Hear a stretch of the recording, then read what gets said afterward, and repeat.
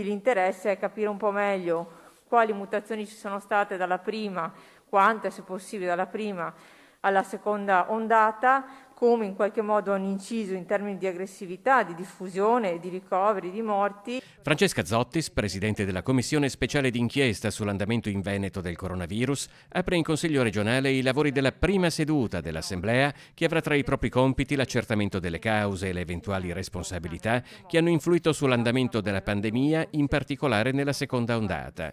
La prima ad essere sentita è Antonia Ricci, direttrice generale dell'Istituto Zooprofilattico Sperimentale delle Venezie. A me non sembra che alla fine l'andamento in Veneto sia stato tanto diverso da altre regioni. È vero che l'andamento è stato completamente diverso fra nord, centro e sud Italia. Questo è fuori di dubbio.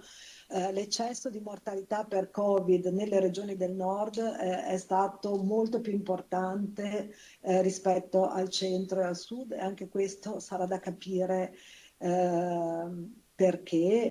Nel pomeriggio è stata la volta della direttrice prevenzione e sicurezza alimentare e veterinaria della regione, Francesca Russo. Quando il 21 febbraio abbiamo avuto il primo caso, diciamo che i nostri dipartimenti di prevenzione, che poi sono stati quelli primariamente interessati, avevano già non solo la formazione, quindi come individuare il caso, fare l'indagine epidemiologica, l'isolamento, la quarantena, che non è scontato, ci vuole un'esperienza, ci vuole una capacità organizzativa. Rispetto alle audizioni dei tecnici in regione, il clima politico resta surriscaldato. A dividere maggioranza e opposizione è ancora lo studio del professor Crisanti, come nel corso del talk show Ring, dove a scontrarsi sono stati i consiglieri Arturo Lorenzoni e Alberto Villanova. E gli altri studi che sono stati pubblicati allora sull'Anset e sulle altre riviste scientifiche danno ragione a chi? Danno ragione. Scusi, ma senta, con questo atteggiamento che mi vuole insegnare a me il mio mestiere, scusi, ma se lo tenga io i denti non li so curare e non le vengo a insegnare a curare i denti.